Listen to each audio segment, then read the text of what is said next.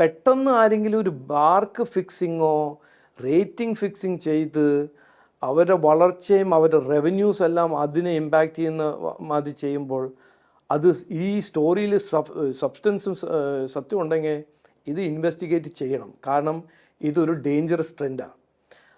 ഇത് ചെയ്യാൻ പറ്റിയാൽ നാളെ ആരും ഒരു ചാനൽ തുടങ്ങും. ഇവിടെ 30 കൊല്ലം 20 കൊല്ലമായിട്ട് അധ്വാനിക്കുന്ന ജേർണലിസ്റ്റ് എല്ലാം അവരെല്ലാം സൈഡിൽ വെച്ച് ഒരാൾ വരുന്നു, ചാനൽ തുടങ്ങുന്നു, 2 പൈസ കൊടുക്കുന്നു, റേറ്റിംഗ് വാങ്ങിക്കുന്നു, പിന്നെ അഡ്വർടൈസേഴ്സ് അങ്ങോട്ട് പോകുന്നു.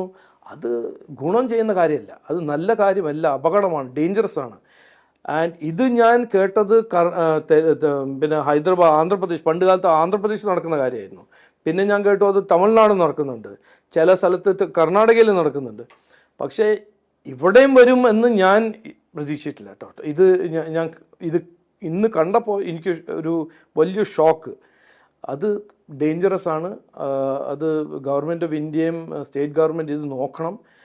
കാരണം മീഡിയ ജനങ്ങളുടെ മനസ്സ് ഷേപ്പ് ചെയ്യുന്ന ഒരു ഇൻസ്ട്രുമെൻറ്റാലിറ്റിയാണ്.